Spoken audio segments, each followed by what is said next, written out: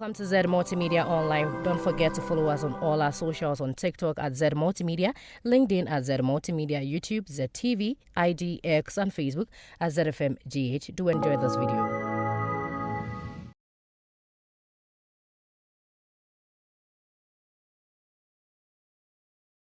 People are going to put out pictures of their families and all of that. But there are still some people that may not be celebrating as much because maybe they lost a child or something like that. And so that's why this morning we are putting the spotlight on stillbirth, and we're talking about it very, very well, just so we can give somebody hope and touch on a few other things along those lines. My guest is in studio and she's seated already to have this conversation with me. Her name is Rachel Hesemati, and she's a midwifery officer at the Greater Accra Regional Hospital, which we know as Rage Hospital, and she's in studio for this conversation. Rachel, good morning. Good morning. Yes, you're welcome to the Business Breakfast on Z. Thank you for having me. All right. So people often hear stillbirth and don't know exactly what it is. Maybe if you can kindly let us know what exactly, when we talk about stillbirth, what are we talking about? Yeah, so good morning to all listeners and viewers. Stillbirth,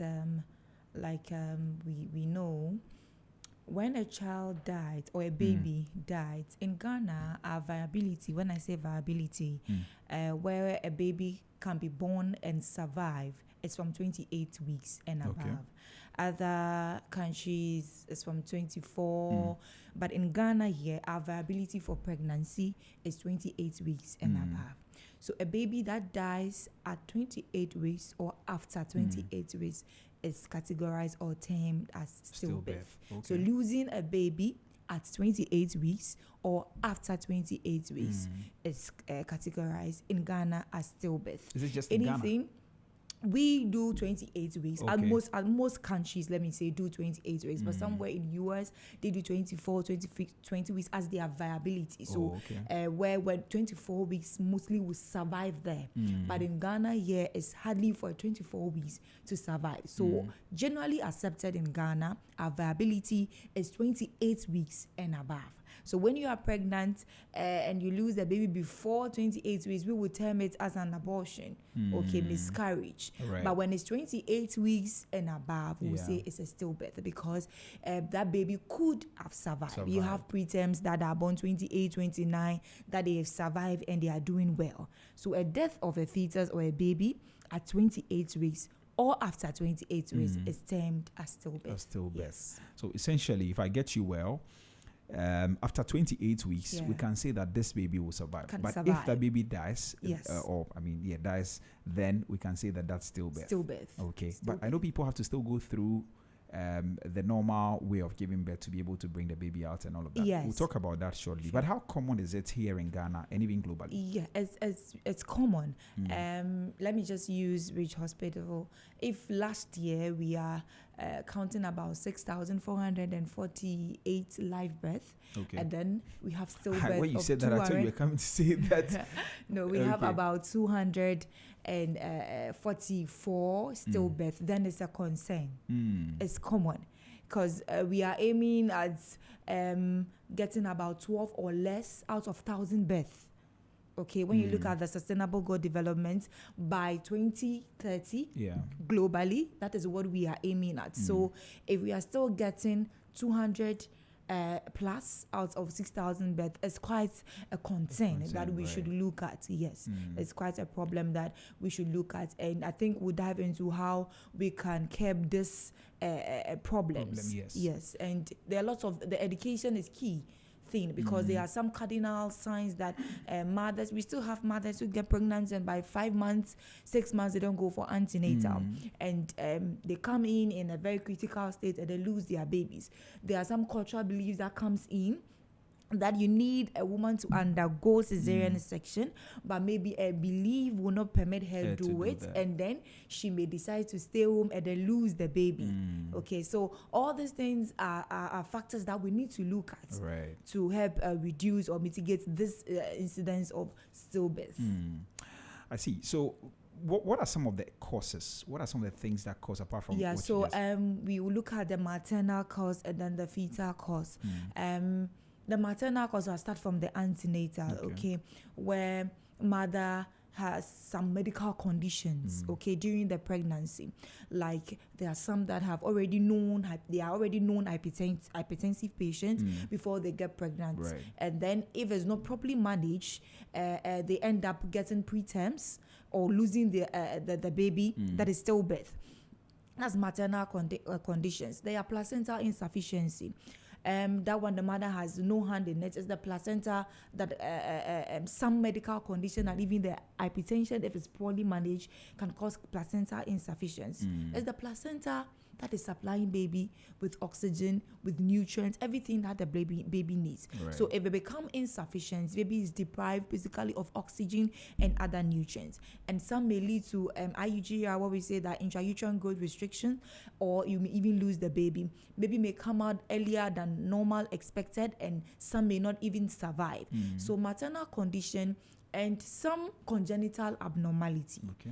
Mother has no control over it. It is the genetic or the system that causes that and may leave the baby or cause stillbirth. And then also the cultural beliefs comes in. I'm so much about the cultural beliefs because we've had several cases where a mother may carry pregnancy through to 9 months and wouldn't allow an intervention like sexual cesarean section should be carried on her because of her belief. Right. She believes that she can have vaginal delivery, and that's BPs are the very sad one that happened recently. BPs are skyrocketing, high BPs with other features that we would say preeclampsia, because BPs are going high. You have other features that is putting you and the baby at risk. But this woman says, no, I'm not going to have cesarean section. I'm waiting for my husband to come, So, but we were counseling her to, rethink about her decision, because you are the final person who can give the consent. Yeah. But she went on, we should wait for her husband. She will deliver by herself. By evening, when she decided to throw in the towel, we had lost the baby. So the whole journey of 9 months, I'm a mother. I understand what mothers go through. During pregnancy, the first trimester, the vomiting, the fatigue, all you go through, get to 9 months, and then certain decisions you need to take for yourself. You end up believing, and I'm not condemning our cultural beliefs, but there are some instances when you are put on your table medically. Women should come to the understanding that childbirth is 2 ways. It's either you have a vaginal delivery, I'll say this wherever I go, or you have a cesarean section. So if during your antenatal, we discuss with you that the childbirth is 2 ways.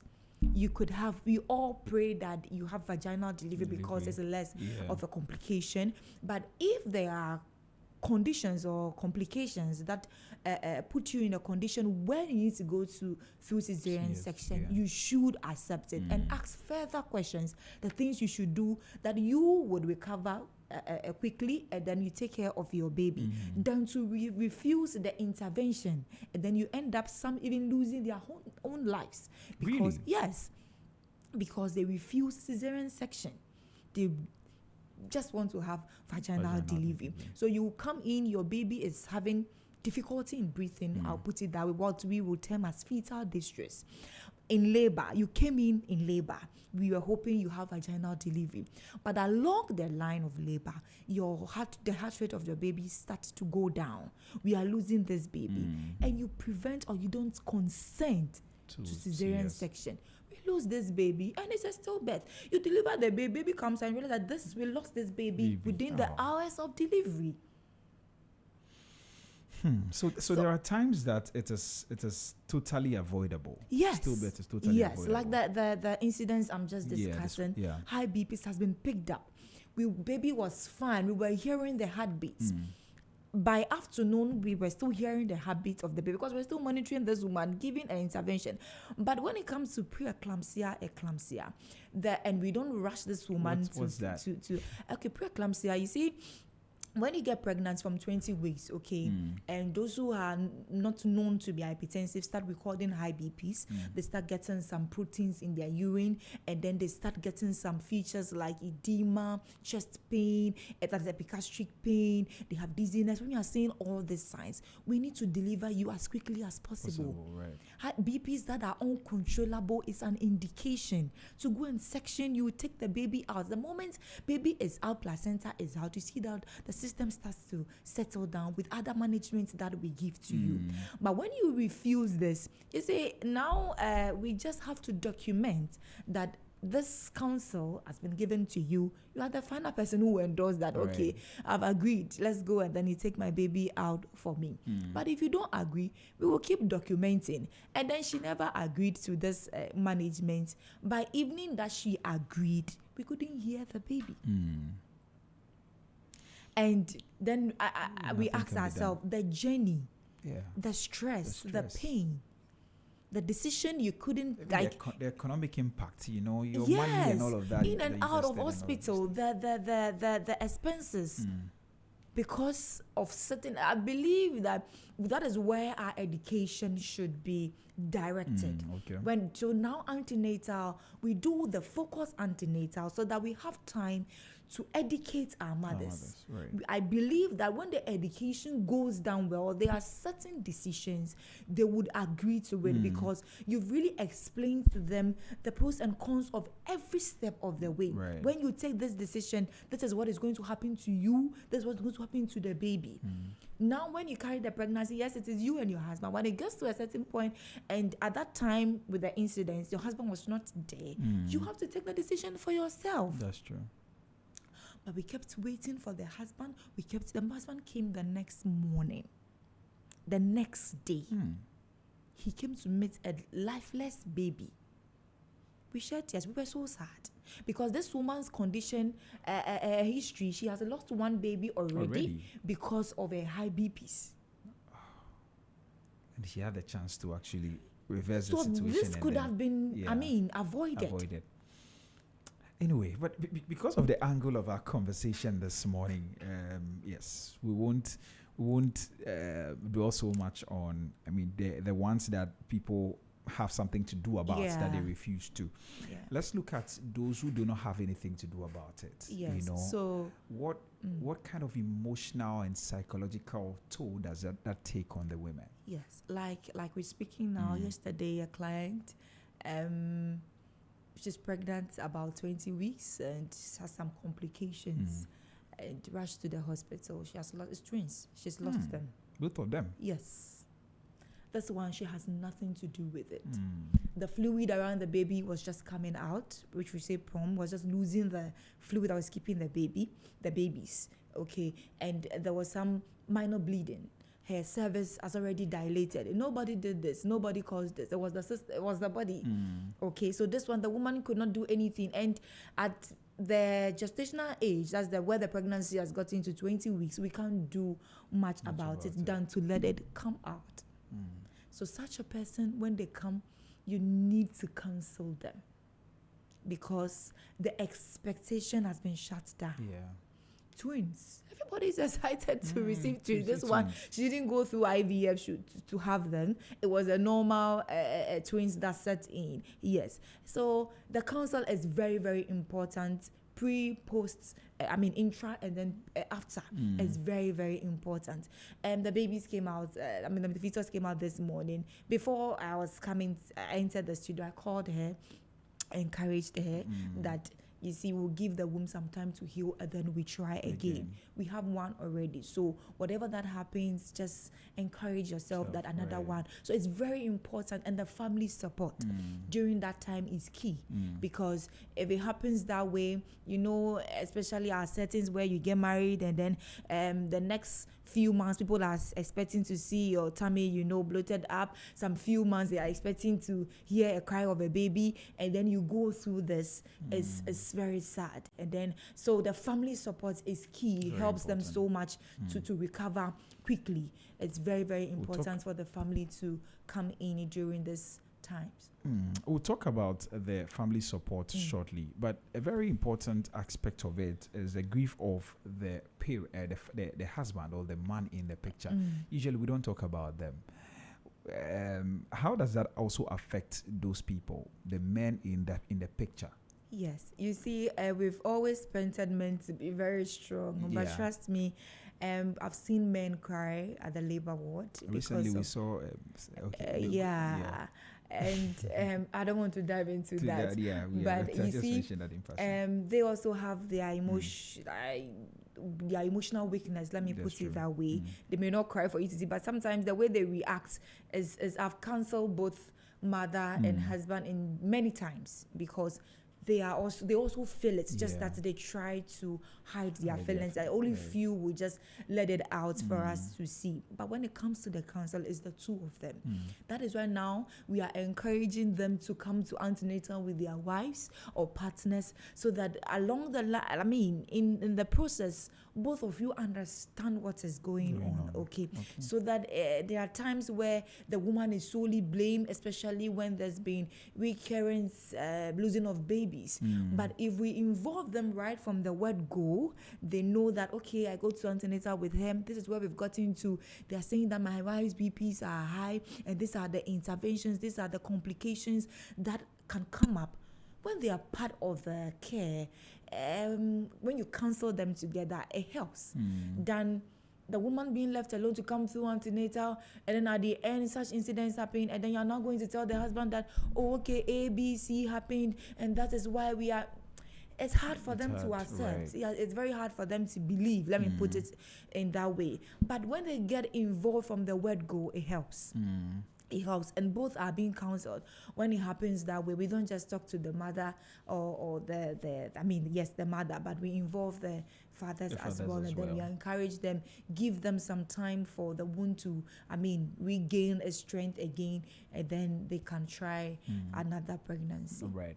Okay, just hold on for me. Let me announce the lines, and if anybody wants to join a conversation, they'll be able to. So, exactly 18 minutes to the top of the hour. This is the Business Breakfast on Z101.9 FM with me, Trebi Hammond, and this morning we're talking about stillbirth as we get ready to mark Mother's Day. I know that Mother's Day is actually for people who have kids and all of that. Usually that is where the celebration is tailored towards, and that's why we're having this conversation this morning, so that people that were near mothers, can also get a sense of I don't know, but have a good time as well. And my guest is Rachel Hesemati. She is a midwifery officer at the Greater Accra Regional Hospital, Ridge Hospital, and she's joined me in studio for this conversation. You are free to join us. Feel free to send us a WhatsApp on 0544-321019, 0544-321019, and I'll read your messages for you. Also, you can call us on that same number or call us on 030-3956-641, 030-3956-641. We are streaming live on Facebook at ZFMGH and on YouTube at Z Multimedia. Please feel free to drop a comment there and I'll read them for you as well. All right, Rachel, let's continue the conversation. Now, I want us to talk about this. Now, I know that stillbirth should be something that people know about and be able to see it as maybe quote and unquote a normal, things that can happen. But unfortunately, in some communities, we treat it like a taboo. Yeah. Why is that so? Because of the superstitious belief, when you get pregnant, it is believed that at the 9th month you should deliver. So anything that happens that is not what they are expecting, then they attribute it to superstition or their belief, saying maybe there was a time a woman said she has had recurrent stillbirth, okay, because of her hypertension again. You see, and advice I give to mothers: when you go through such conditions, there are some hospitals that you should go for during the. For instance, you were going for a polyclinic or a private clinic and you had issues and then you were referred, to a bigger hospital. Sometimes the referral comes to our end and the case is already bad, which people don't know. And the next pregnancy, you are advised So start antenatal at the point where, the intervention came in for you, so that the history that they've recorded will be picked up, and then you are being managed on from that point. Now, this woman has had recurrent about losing 2, and then the family feels that the family the lady is coming from, they don't have children. Hey. Oh yes. Her sister don't have children. Elderly sister don't have a child. So of course, this last one too, maybe that is the curse. I'll put it that way, in the family. We attribute so many things to stillbirth, but that's not what it is. As incidents that one can be avoidable, and one that can sometimes we can't do anything about it, like the congenital ones, the system causing it, we can't do anything about it. It has to happen. So it's time that the public also understand that stillbirth in some instances can be avoided, and in some instances too, nothing can be done about it. It just happened. Okay, and we shouldn't blame or tag the mothers who go through such problems. Every mother would want to carry their babies, get to term and have their babies. But somewhere along the line, conditions that they never called for, conditions that they were never prepared for, come their way, and then they lose their babies. Some they plan a whole lot. The expectation of every pregnant woman is big. Yeah, that's true. So what they go through, and then additionally we tag them as a taboo, as their family, as giving all sorts of definitions to that. It really has a toll on them psychologically. Sometimes too, I think that people also try to, give some support anyway, regardless of the fact that people tag the people, they give them all kinds of tags and all of that. There are times that some people genuinely want to also show some compassion or empathy. Yes, I have clients. You see, our work is more of empathy. We empathize with them, and it makes it more great if you've been through it. I have kids, and knowing the joy and also the struggle you go through pregnancy, and then you lose. I get clients who have had stillbirth, and I tell them, encourage them till the next pregnancy. Bring them to my facility. Make sure that they go through the process. From point in time, we keep talking, anything they see. And that is what the antenatal is doing at my end. Wow. You have contact, the contact of your midwife, so that even if you are home and you see some key cardinal signs, you quickly engage her. If it's the need for you to come to the hospital, she'll inform you that you should come. So we empathize with them so that even the next pregnancy would be a successful one. And we've had a lot of instances like that. Kudos to you and your colleagues. Yes, they are doing well, and a shout out to all the midwives at Ridge Hospital. We'll talk about the systems and whether they are adequate for you at the place, and whether, because how many pregnant women can even call? I know that you receive a lot of numbers. Yes. So how many people can actually be? We'll talk about that shortly. But what are some of the things that people say in those times? I know you say you encourage the women and all of that. Some people also genuinely want to encourage. They end up saying all kinds of things that are not right. What are some of the things that people should avoid saying, or what are some of the avoidable comments when it comes to encouraging people who are grieving as a result of a loss of a child? Yeah, so after the comments, the insensitive comments are a lot. Where a mother who has lost two hers was not stillbirth, but couldn't even get to the 28 weeks, and then you go to church and people say, hey, and say, oh no, yeah, oh no, don't mommy, I'm waiting for my grandchildren. Those are tough. Very, very tough. You don't know what they have been through. She has already lost two. But she can't come and announce on the pulpit that I've tried twice and I lost it. You get it? Yeah. You see them and you are they play with. Sometimes I would say that unconsciously they say, hey, and small, mommy, but no, don't send my child. Try and have kids and send them. And these comments rather kill them.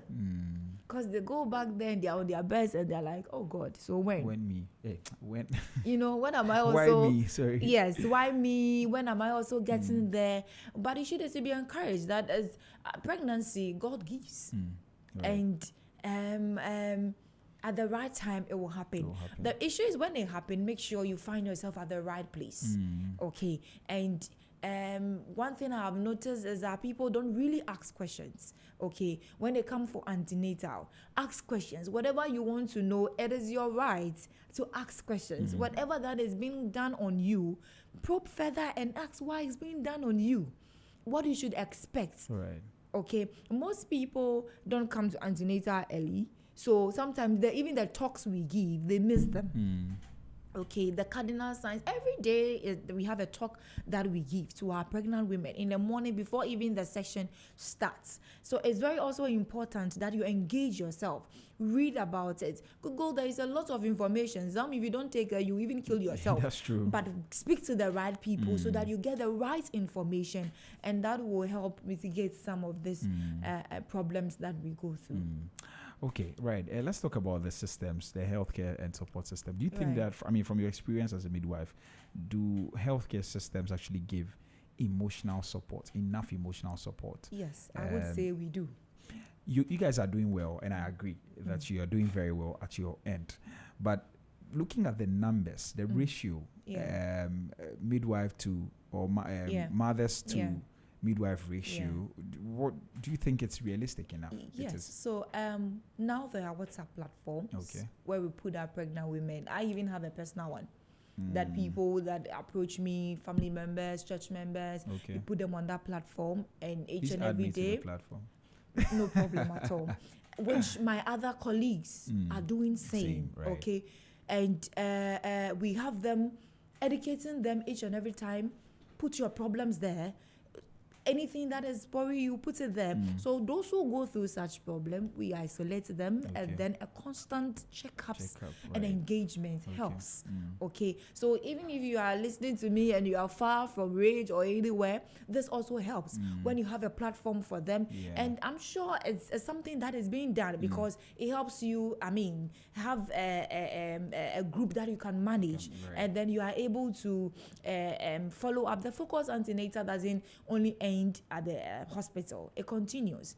Those who we are looking at the platform where now we even add their husbands to the platform so that when you are discussing something, they are also there, especially those who they are busy schedules, so they can't come to the antenatal, so that whatever engagements we are doing, at least they also have knowledge about it to help the mothers. Yes. Okay, I have some questions here from some of our listeners. So this one is coming from Stanislaus. And he says that a question, kindly touch on the role. Okay, that's not a question. It says, I kindly touch on the role of the lack of advanced technologies in stillbirth if they are necessary. Yes, I'm not too sure, but I think that there are certain technologies that are able to produce. Do we have those systems here in Ghana? Yes.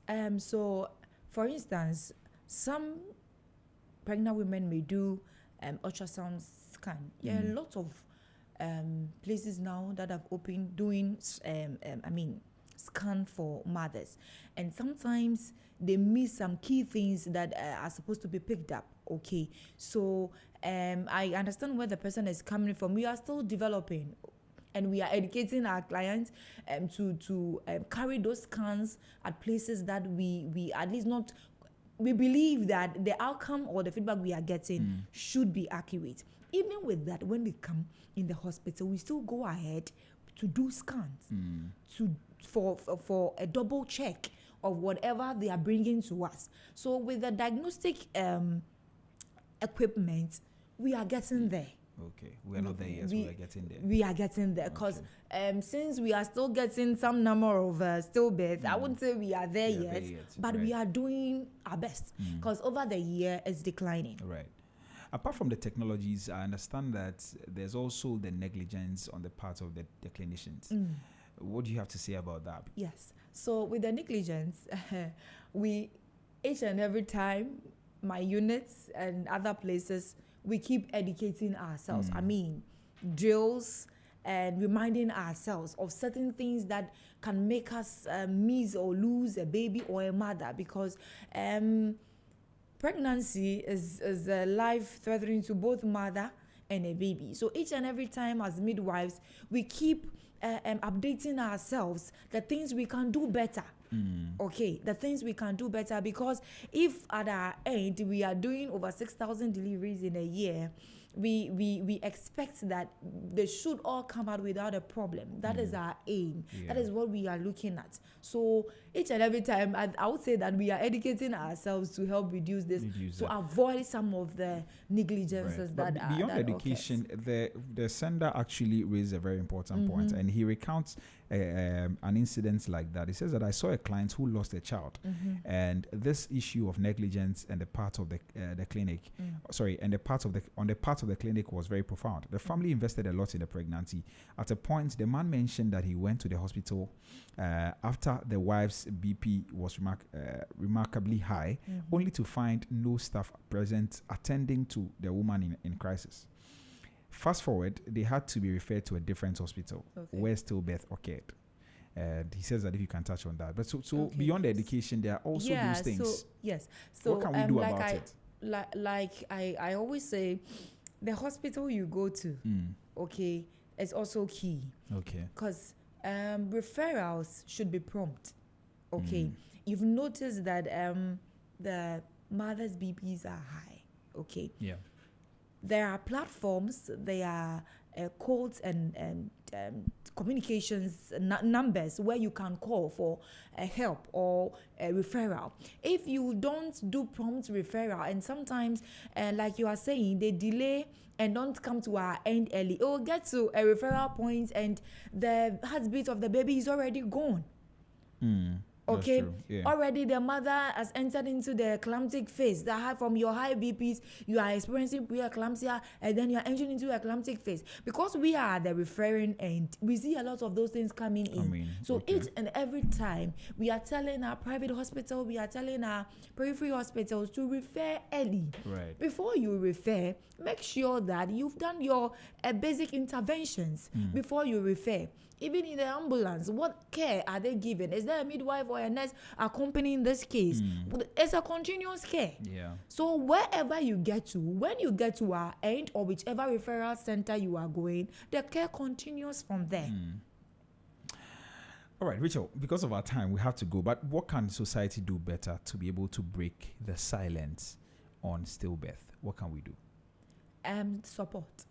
Okay. Key. Keys. Every woman, like I said, would want to have a successful end or see a successful pregnancy end well. So if along the line they experience stillbirth, the society should not bash them. And we should avoid the insensitive comments that we release unconsciously, because they go through a lot. They may not come to you and explain to you maybe the IVFs that they've lost. They may not come to you to tell you the miscarriages that they've missed. And then when we release such comments, they are psychologically depressed. So society, when times like this, as we celebrate those who already have kids, let's also celebrate and encourage them that it can happen again. So they should put themselves together. And then also when it happens, find yourself at the right place. All right.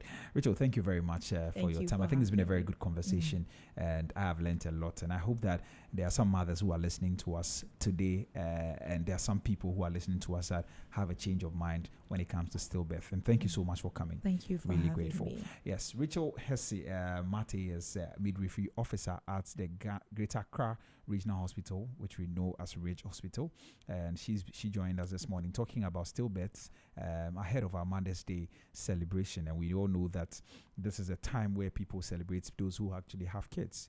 But let's also, in these times, she says that let's also encourage those who do not, so that they can also know that it is also possible again. Rachel, one more time, thank you very much. And also thank you too for also listening to us wherever you are. We're really grateful. This has been Business Breakfast on Z101.9 FM with me, Nature Be Hammond. We're back again tomorrow. On Monday for some more interesting conversations. Until then, please keep listening to Z101.9 FM and take very good care of yourself.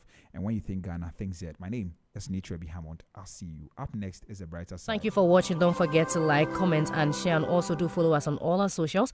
On TikTok at Z Multimedia, LinkedIn at Z Multimedia, YouTube at ZTV, IGX, and Facebook at ZFMGH.